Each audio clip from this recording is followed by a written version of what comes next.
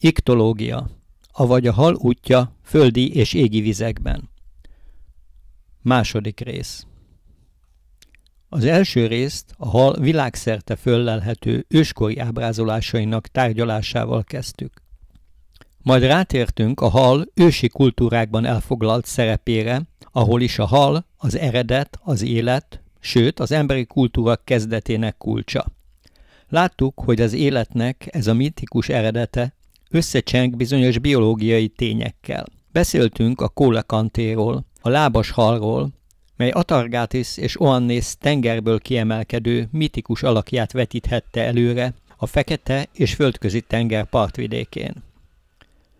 Szóltunk a szintén félig haltestű Dagonról, kiről, mint a filiszteusok istenéről az Ószövetségben is olvashatunk, és ennek kapcsán az afrikai Dagon törzsi vallás égből jött vízi lényeiről is. Majd átruccantunk Indiába, hogy találkozzunk az először kicsi, majd igen nagy, egyszarvú hal alakjában megjelenő Visnuval, ki átmentette az emberiséget a vízözönön. Az indonéz majomhal hibrid, Makkanu legendáján keresztül pedig eljutottunk az úgynevezett vízi majom elméletig, hogy utána visszatérjünk a közönséges halakhoz, melyekkel a Földközi tenger vidékének tárgyi kultúrájában találkozhattunk. Végül a kizikoszi aranyérméken föltűnő mítikus lényekkel rákanyarodtunk a görög kultúrhősök és tengeri istenek tárgyalására, melyet most Gaia földistennő fiával, az öreg tengeristennel, Néreusszal folytatunk.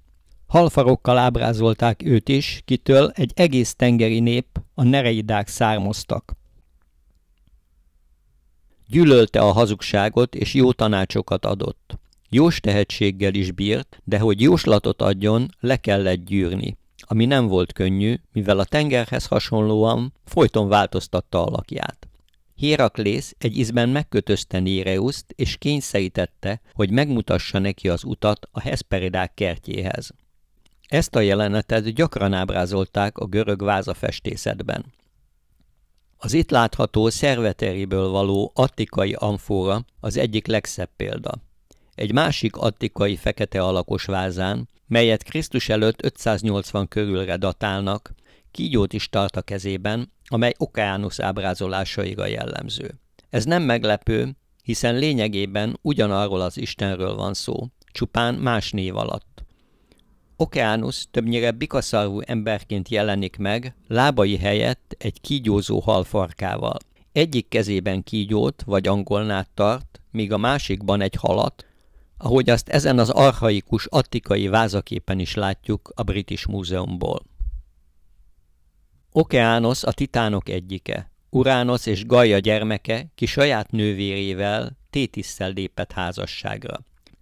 Frigyükből születtek meg a tengerek nimfái, a világ folyói, forrásai és tavai. Hésziodosz és Homérosz is visszaáramlónak nevezi Okeánoszt, mivel ahogy a nagy patak körülveszi a földet, visszafolyik önmagába. Homérosznál a nap keleten Okeánoszból kel föl, majd a nap végén nyugaton visszasüllyed Okeánoszba. Későbbi források szerint Héliosz a leszállás után az éjszaka leple alatt visszahajózik keletre.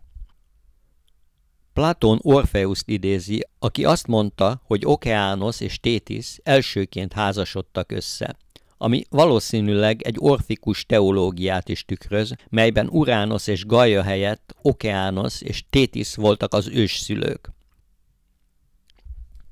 Ezen a Krisztus előtt 400 és 350 közé datált eritreai kavicsmozaikon Tétiszt, Achilles anyját látjuk lovagolni egy hippokampuszon, hogy hősfiának átadja a Héphaiszosz kovácsolta lándzsát és pajzsot. Ez a pajzs tulajdonképpen egy világmodell. A földkorongot látjuk rajta, amelyen mindenféle történik. Esküvőt tartanak, ölnek, szántanak, vetnek, és amelyet Okeánosz folyik, azaz ölel körül, míg fölötte az égiek, a csillagok világa őrködik. Tétisz és Okeánosz alakját, kik gyakran szerepelnek a római mozaikokon, később, különösen Nyugat-Ázsiában Thalassa alakja váltja fel. Őt hínárszallagokba öltözött, félig a tengerben merülő nőként ábrázolják, rákkarmos szarvakkal, amelyek korábban Okeánosz attribútumai voltak. Egyik kezében egy evezőt, a másikban pedig egy delfint tart. Thalassa még egy ma Bécsben őrzött 6. századi bizánci kéziratban is felbukkan, egy korall illusztrációjának tövében. Poszeidón tengeristenről nem ejtettünk még szót. Nevének etimológiája nem világos, de talán származhat a Poseidavonból. A szanszkritban a Possis urat jelent, a Davon pedig vizet. Így nevének jelentése a vizek ura volna. Később őt is halfarokkal bíró keveréklényként ábrázolták, de eredetileg teljesen humanoid alak, ki kezében tartva háromágú szigonyát, egy halfarkú lovon, hippokampuszon lovagol. Poszeidón és a Néreide Amfitrité fia Triton már egyértelműen halfarkú keveréklény. Isten volt ő is, és hírvivőként működött a mélytengerben, s egy egész faj származott tőle. A Tritonnak a tengeri nimfákkal nemzet leszármazottai. Olyan isteni lények csoportját alkotják, melyek lehetnek hímek és nőstények is, és általában más felsőbbrendű tengeri isteneket kísérnek. A görög mitológiában egy kagylót is hordtak kezükbe, amit trombitaként használtak a tenger hullámainak csillapítására vagy fölkavarására. Pausanius, a 2. századi görög földrajztudós és történész így írja le őket. A tritonok a következő megjelenésűek. A fejükön olyan szőrt növesztenek, mint a mocsári békák. Testüknek többi része durva, finom pikkelyekkel borított, akárcsak a cápáké. Fülük alatt kopoltyút viselnek. Van orruk is, de a szájuk szélesebb, mint az emberé. A fogaik pedig, mint egy fenevadéi. Nekem kéknek tűnik a szemük, és olyan a kezük, az ujjaik és a körmük, mint a murex kagylók. A mellkas és a has alatt lábaik helyett delfinszerű farok található. A triton az ír mitológiában is félig ember, félig hal.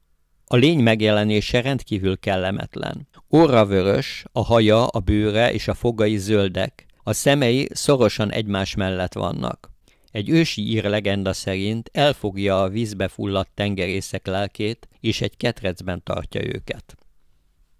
Egy tritont a Cornwalli mitológiában szomorú, magányos öregemberként ábrázolnak, zöld hajjal és pikkelyes bőrrel. A tengerészek halat kínálnak neki, amit a parton hagytak, hogy megnyugtassák és ne okozzon vihart. A finn mitológiában is volt egy Götéhez hasonló lény, de a többi kultúrától eltérően számukra ez egy bölcs és jóindulatú teremtmény volt, aki betegségeket és elvetemült átkokat gyógyított. Ezen a Krisztus előtti 50 és 79 közé datált Pompei falképen úgy jelenítették meg Tritont, Poszeidón és Amfitrité fiát, mint egy szüleinek hajóul szolgáló, jóképű Iktok-entaurt. Így egyesítve a tengeristenének jól ismert hátasát halfarkú fiával. Poszeidón a föld megrázójaként a földrengések istene. A rómaiak Neptunuszának felel meg, ki az etruszk tengeristen, Netuns megfelelője. A lineáris B-táblák tanúsága szerint egy női változat, Poszeideia is létezett, jelezve egy elfeledett női párt vagy matriarchális megfelelőt, Amfitrité előfutárát. Tekintettel Poszeidón kapcsolatára a lovakkal és a tengerrel, egyes kutatók azt feltételezték, hogy Poszeidón eredetileg egy arisztokrata lóisten volt, akit később a vízi istenségekkel asszociáltak. A tengerészek Poszeidónhoz fohászkodva a biztonságos utazásért sokszor élő áldozatot mutattak be neki, néha lovakat dobva a tengerbe, hogy nyugodt vizeken hajózhassanak. A hullámok vágtatása miatt asszociálhatták a lovat a tengeristennel, és alkothatták meg a tengeri ló képét. Ez igen széles körben elterjedt, és nem csak a földközi tengervidékén. Az itt látható szkitakart hüvelyen egy gyönyörű példányt látunk a Krisztus előtti 4. századból, melyet Ukrajnában a Dnyeper folyása mellett találtak. Kétségtelen azonban, hogy a hippokampusz a római birodalom művészetében volt a legelterjedtebb. Számos mozaikon találkozunk vele, de az ékszerek világában is felbukkan, ahogy azt ezen a Rekesz-Zománc kitűzőn is látjuk. A hippokampusz elsősorban a bestiáriumok lapjain bukkanva fel, a középkor folyamán is megmarad. Ez a példány Albertus Magnus Natura Rerum, azaz a Természet dolgai című 13. században másolt munkáját díszíti. A tengeri ló még a mai fantasy filmek alkotóit is foglalkoztatja, ahogy ezt Percy Jackson és az Olimpikonok Szörnyek tengere című sorozatában is láthatjuk. A görög mitológiától ihletve a középkorban minden szárazföldi állatnak, így a lónak is tulajdonítottak egy vízi megfelelőt. A Physiologus című keresztény iratban a hippokamposz néha Hidrippus néven is ismert, és Mózest jelképezi. A kutyafejű hal pedig a kutya vízi megfelelője. Ezeket hívták a görögök telkineknek. Diodorus Siculus szerint Poseidont a telkinek nevelték fel Rodosz szigetén. Azt tartották róluk, hogy kiváló kovácsok. Ők találták fel a fém megmunkálás művészetét, és ők készítették volna azt a sarlót is, amivel Kronosz apját, Uránoszt kiherélte. Később ezt a sarlót Poseidonnak adták, hogy vele a tengeren hegyeket emeljen és szigeteket alkosson. Ezt a lényt talán a tengeri kutyának nevezett fókák is inspirálhatták. Egy 17. századi füzetben is találunk egy ilyen fókaszerű kutyafejű lényt, melynek szövege egy sellő megfigyelésének történetét írja le. A telkineket később inkább a delfinekkel hozták kapcsolatba, kiknek szintén kutyaszerű fejük van. Amfitrité egyszer elkeseredésében belevetette magát az Atlanti-óceánba, ám egy delfin megmentette, és elvitte őt Poseidonhoz, aki örömmel vette feleségül. Hálából Poseidon az égre helyezte a delfint, s ma ez a delfin csillagkép. A görögországi Lámia régészeti múzeumában jelenleg látható 2600 éves kerámia a csillagképek egyik legkorábbi görög ábrázolását mutatja. Egy sor állatot látunk, egy bikát, egy kígyót, egy kiskutyát és egy nagykutyát, egy skorpiót, egy delfint és egy oroszlán elülső felét.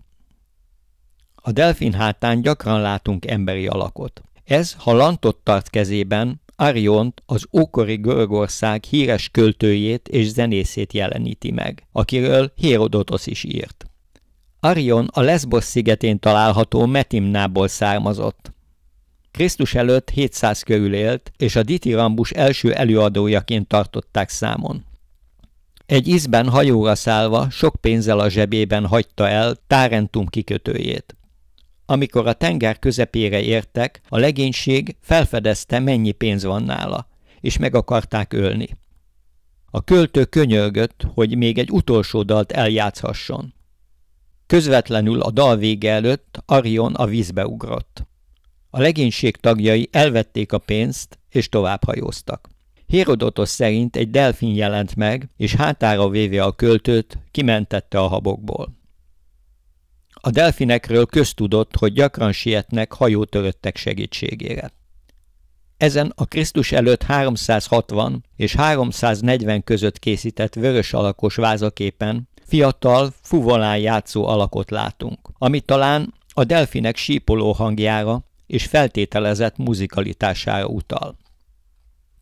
Francesco Bianchi Arion című képét Ovidius Fasti című verse ihlette, amely a római naptárról szól. Február 3-ánál, amikor a delfin csillagkép feltűnik, Ovidius elmeséli Arion meséjét, aki egy szicíliai zenei versenyen ezüstérmet nyert, és a tengerészek a tengerbe dobták. A költemény szerint Ariont egy olyan Jupiter által küldött delfin menti meg, kit zenéje elbűvölt. Arion szokatlan módon ruhátlan gyermekként jelenik meg Ferrari alkotásán. Úgy, ahogy az ókori szobrászatban Ámort szokták ábrázolni a delfin hátán. Ez az 1510 tájékán festett, játékos kép talán magánéleti jelentéssel bírhatott tulajdonosa számára.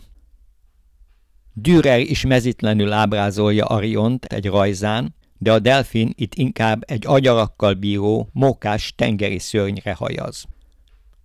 William Adolphe Burgot a 19. század végén ugyancsak egy tengeri szörny hátán ábrázolja az énekest, aki itt már uralkodói testtartásban trónol az állaton. Egy fekete alakos görög vázán nagyon érdekes kombinációit látjuk az embereknek és delfineknek. A Krisztus előtt 500 környékén alkotott vázakép a Tirrén tengeri kalózok metamorfozisának történetét meséli el. Dionysos fogságba ejtéséért és szándékos rabszolgasorba tartásáért delfinekké változtatta a Tirrén kalózokat. Ezek többsége a szokásos kombinációval ellentétben deréktől fölfelé és nem lefelé változik delfinné. James Stewart, 18. századi brit építész és festő, Athénban Lizikrátész emlékművén ugyanezt a történetet egészen azonos módon ábrázolja. Erre a szokatlan, fordított hibridre számos különböző korból származó példát találunk. Ezeket a 20. századi kollázsokat már feltehetően René Magritte partra vetett, fordított sellője inspirálta. A szürrealista festő Szerelmes dal című képén is visszatér a motívum. Az amerikai Ravi Zupa alkotásán Ádámot s Évát idéző párt látunk. A nőnek madár, a férfinek pedig halfeje van, de mindkettejük lába a szatírtól lett kölcsönvéve. A Wormsi Baruch ben Isaac egy 13. századi kéziratában karjai is vannak. Egyikben madarat tart, a másikban pedig egy pálcára tűzött halat. Az itt látható gyerekrajzon pedig a karok mellett szárnyai és glóriája is lett a halfejű hibridnek, melyekkel egészen előzmények nélkülinek látszik. De térjünk vissza a tengerbe, a hátul haltestű hippokamposzhoz, melyet, hogy gyorsaságát hangsúlyozzák, gyakran ábrázolnak szárnyakkal. Ez a lídiai fülönfüggő egy igen szép példa, ami nagyon hasonlít a Poseidont ábrázoló föníciai érmére. A Percy Jackson Szörnyek tengere című filmsorozat hippokamposzának is vannak szárnyai, de ezek nem az imént látott keleties formát követik, és nem is válból nőnek ki, hanem a mellső, imént még patás végtagok alakultak át uszonyokká, melyek a levegőben már szárnyként funkcionálnak. A film tervezője, mintha ismerte volna a Tingitánei termálfürdőnek ezt a mozaikját, ahol olyan halkentaur vezet kötőféken egy hippokamposzt, melynek mellső végtagjai szintén uszonyszárnyak. De olyan halkentaurokkal is találkozhatunk, például a pakisztáni Gandarában, melyek a mellső végtag lapockáiból kinövő szárnyakat hordanak. A legtöbb tengeri kentaurnak azonban nincs szárnya. Egy tripolitánai villa császárkori mozaikján nimfa vitorlázik át halkentaur hátán a tengeren. Hasonló jelenetet látunk egy Dél-Spanyolországból származó, aranyozott ezüstkancsó töredékén. Itt pedig a császárkori Bulla Regia romjain már egyenesen Afrodité istennőt szállítja partra egy iktokentaur pár, kiknek neve Afrosz és Bitos. Ezeknek furcsa tücsökcsápjaik is vannak az Okeánosztól örökölt rákolló szarvaik között.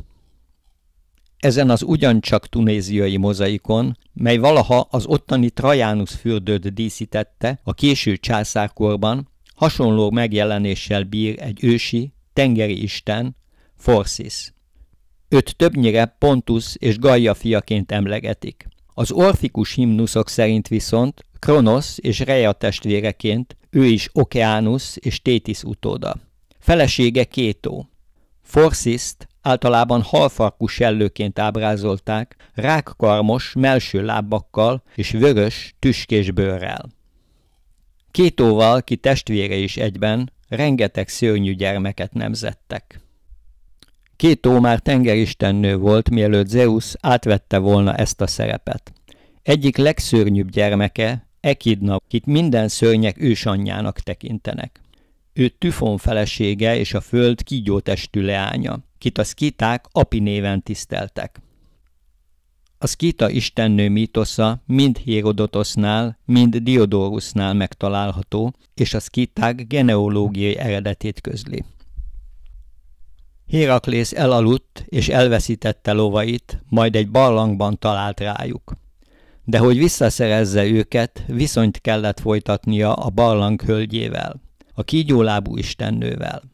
Ebből 3 fiú született. A legkisebb, Szkítesz, a szkíta királyok őse lett. A szkíták ősnőjének félkígyó képe, valamint a barlang, amelyben élt, föld alatti mi voltát és a föld termékenységi funkcióival való kapcsolatát jelzik. Ezért úgy tartják, hogy az istennő Api, maga a föld. Mivel az Api szó etimológiai jelentése víz, arra következtethetünk, hogy az istennő a szkíták számára a földet és a vizet egyként szimbolizálta. Ő volt a nagy anyaistennő. Az Odüsszeiából ismert Szkilla is Kétó és Phorcys leánya volt. Szkilla egykor gyönyörű nimfaként született, de amikor Glaukusz kinyilvánította iránta érzett szerelmét, Kirké féltékenységből szörnyeteggé változtatta. Női felső testét és fejét megtarthatta ugyan, de az oldalából 6 kutya sarjadt 3 sorfoggal. Így 12 kutyalába volt, és a teste halfarokban végződött. Ezt a bronz tükröt, mely Szkillát ábrázolja, a Krisztus előtti 4. és 1. század között készíthették. A hagyományok szerint a Szkilla mellett elhaladó matrózoknak nagyon vigyázniuk kellett, nehogy túl közel, de ugyanakkor nehogy olyan messzire vitorlázzanak tőle, hogy egy vele szemközt élő másik szörny, Charybdis örvényébe essenek. Ezt a 2 szörnyet a Messinai szorosban, Olaszország és Szicília között lokalizálták. Itt Joachim Ütevál 1611-ben készült Perseus megmenti Andromédát című festményének egy részletét látjuk. A görög mitológiában Androméda, Kefeusz és Kassziopeia az ókori Etiópia királyának és királynőjének leánya. Édesanyja ostobán dicsekszik, hogy szebb, mint a nereidák. Hogy arroganciája miatt megbüntesse a királynőt, Poseidon elárasztja az etióp partokat, és Kétó megtestesüléseként egy Cetus nevű tengeri szörnyet küld, hogy pusztítsa el a királyság lakóit. Egy jóslat szerint csak úgy menekülhetnek meg, ha a király feláldozza leányát a szörnyetegnek. Így meztelenre vetköztetik, és egy sziklához láncolják Jaffában, a tenger mellett. Perseus éppen akkor repül arra Pegazus nevű szárnyas lován. Amikor meglátja a sziklához kötözött Andromédát, azonnal beleszeret, és megöli a szörnyet.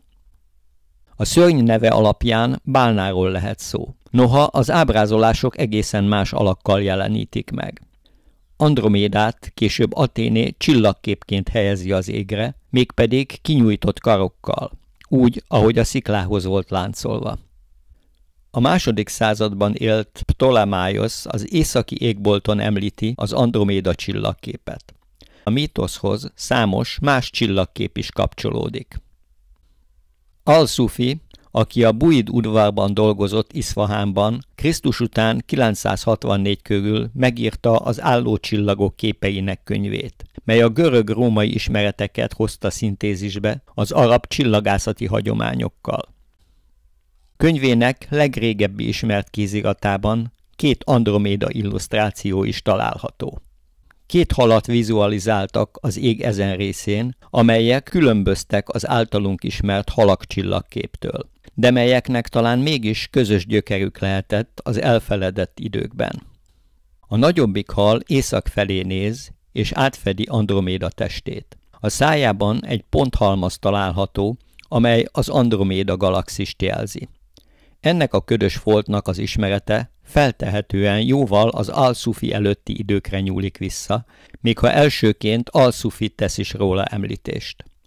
A hal előtt vagy belsejében egy másik hal is megjelenik, mely nagy valószínűséggel az általunk ismert halakcsillagkép egyik halának felel meg.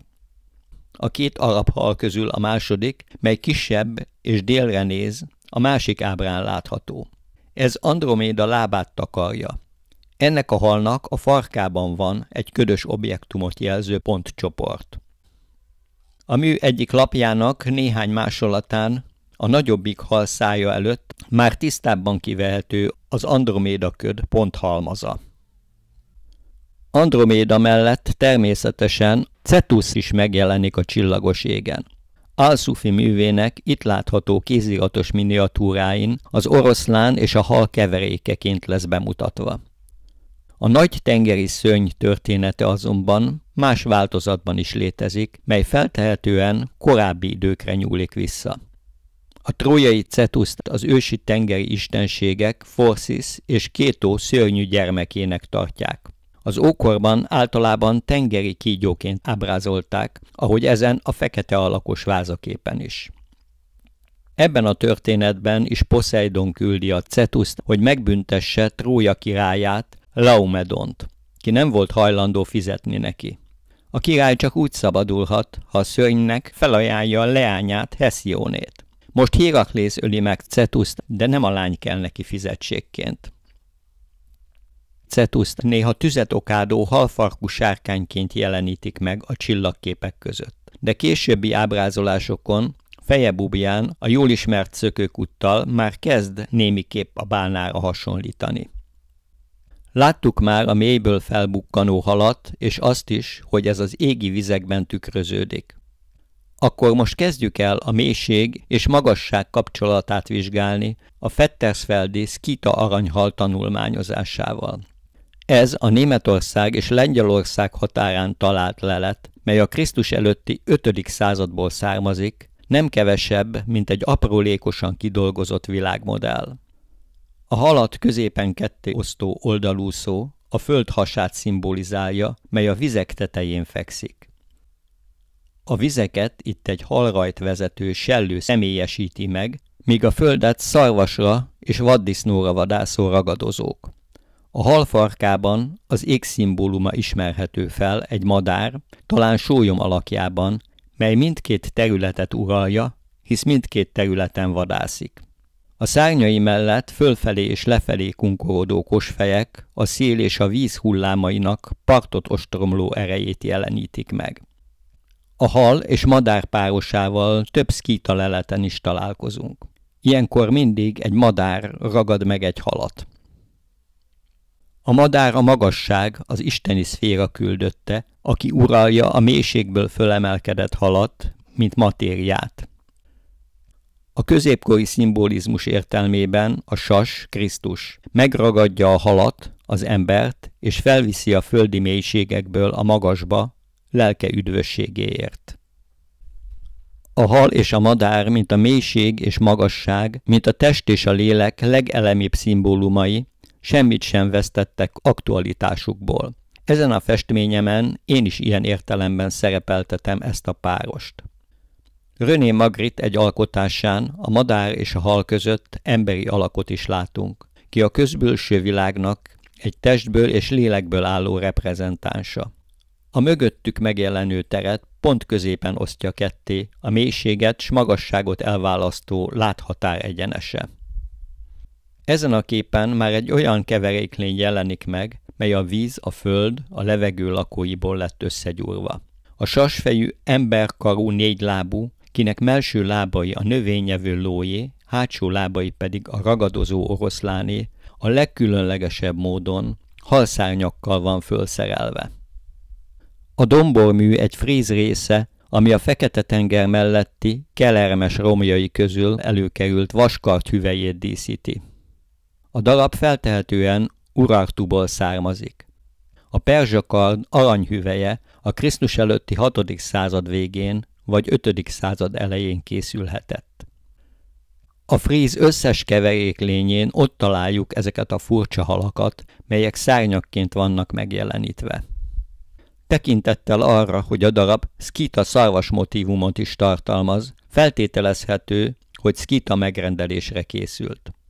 A halak a szkíta művészetben fontos szerepet játszanak. Több ízben találkozhatunk velük nyergek tartozékain is. Ezek a díszek a nyergek széleihez kapcsolódtak. A nyereg talán a szárazföldet szimbolizálja, mely a vízen úszik. Ezt az elképzelést látszanak erősíteni az Ak-Alakha halmokban talált leletek, ahol a nyeregtakaróhoz csak 4 nemezből készült hal kapcsolódik, ami talán szimbolikusan a nyerget hordó 4 lábának felel meg. Ezen halak közül többet madarak, feltehetően griffek vagy solymok díszítenek. A középső rajzon csak madárfejes motívumok ismerhetők fel a hal gerincén és farkán. Pont ilyen harcsához hasonlatos nagy halat látunk a pazüröki szitja harcos lábszárának tetoválásán is. Lükő Gábor számol be arról a nálunk is elterjedt hiedelemről, hogy a víz tetején úszó földet cethalak tartják a hátukon. Idézzük itt egy magyar falubeli gyűjtését. A föld vízen van, 4 hal tartja. Ha a 4 hal helyet vált, cserélnek, elfoglalják egyik a másikét, akkor reng a föld. Lükő Gábor ezt a cethal képzetet az Urál-Altái világkép szerves részének tartja. Egyetemes tapasztalat, írja, hogy a víz mindenütt a földből fakad fel. Ha elég mélyre ásunk, mindenütt vízre bukkanunk, amiből arra lehet következtetni, hogy a föld vékony rétege az ősvíz tetején úszik tutaj módjára. De mivel a föld a vízben elsüllyedne, a mitológiák elképzelik a megfelelő tartó állatokat is. Mivel a hal a mélyben van, ő szolgálhat a föld alapjául. Hogy miért pont 4 hal tartja a földet, annak talán az lehet a magyarázata, hogy a lónak, ahogy a legtöbb szárazföldi emlősnek is, 4 lába van. Ami 4 ponton van alátámasztva, az biztosan áll. A világ alapját képező 4 szett képzete az európai keresztény kultúrkörbe is eljutott, ahogy azt számos művészeti példa bizonyítja. A moldáviai Szucevita kolostorában a világ teremtésének jelenete nem véletlenül ábrázol 4 óriási halat a vízben. Ezen a középkori miniatúrán pedig 4 hal alkot egy kört. Lenyelnek és kiköpnek egy oroszlán arcú napot, ami a tengerben lenyugvó és onnan felkelő világító test szimbóluma lehet. A kör belsejében a szárazföldet látjuk a vegetáció és az egymással küzdő élőlények allegóriáival. Hasonló formációkkal találkozunk festett kazettás mennyezeteinken.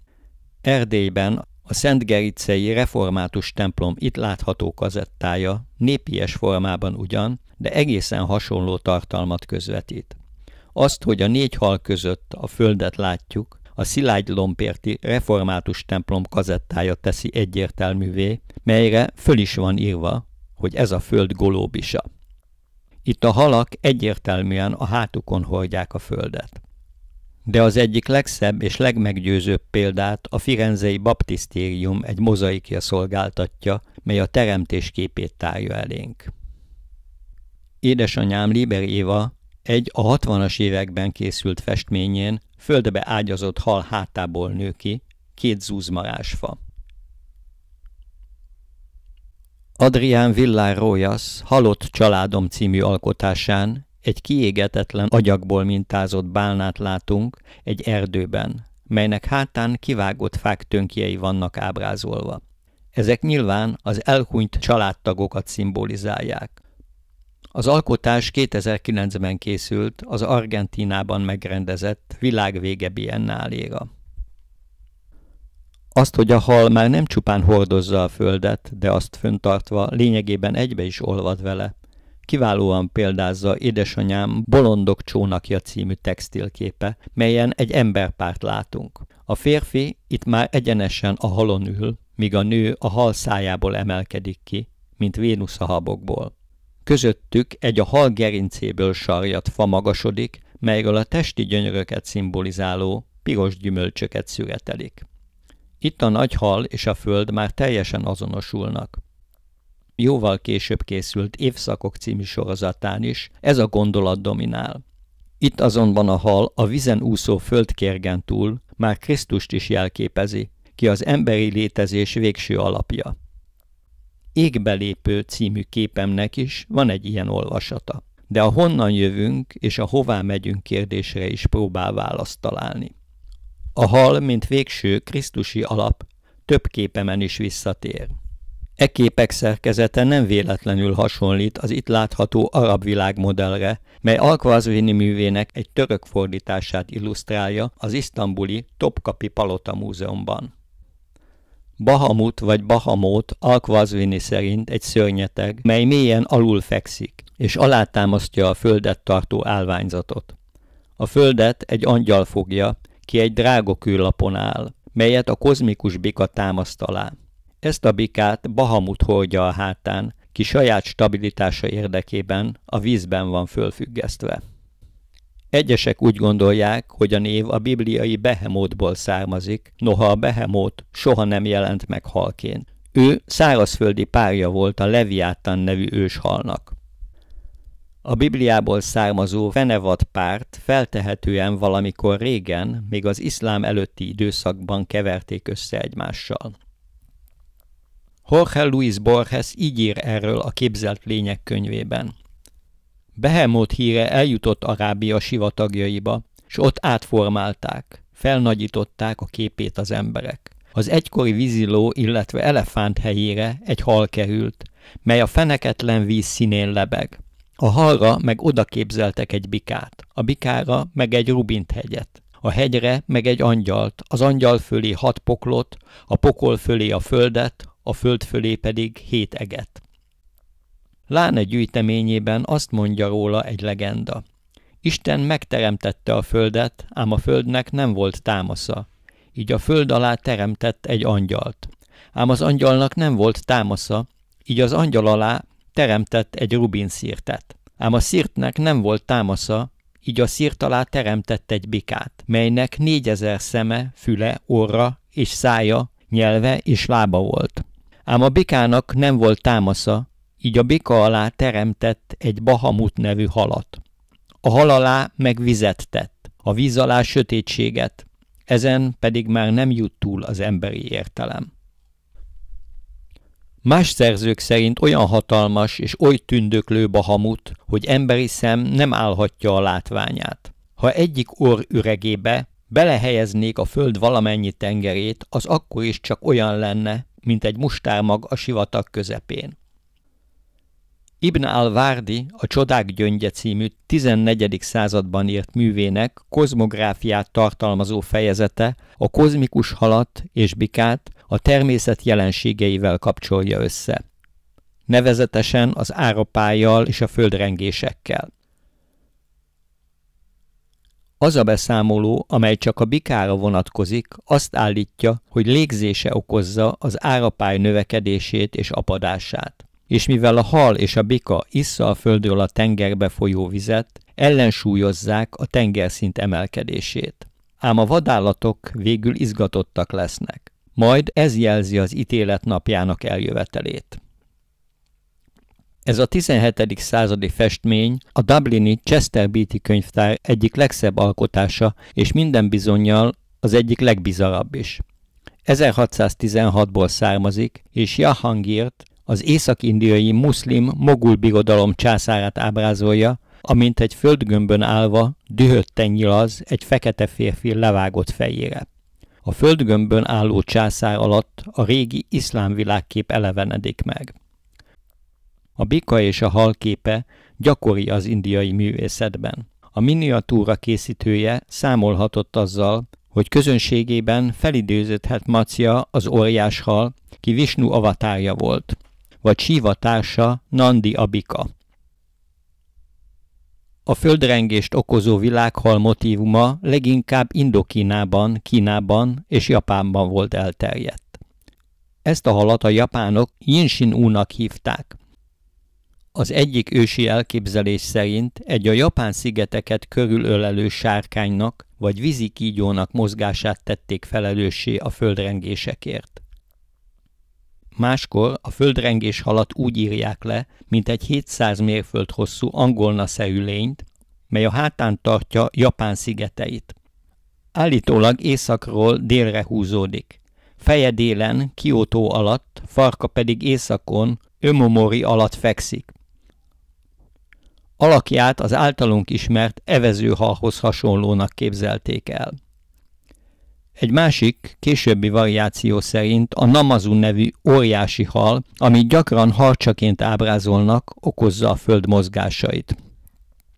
Ezt Takemikazusi, a mennydörgés és a kard istene tartja kordában, kit legfőbb istenségként Kashima Kamiya néven is tisztelnek a Kashima szentélyekben.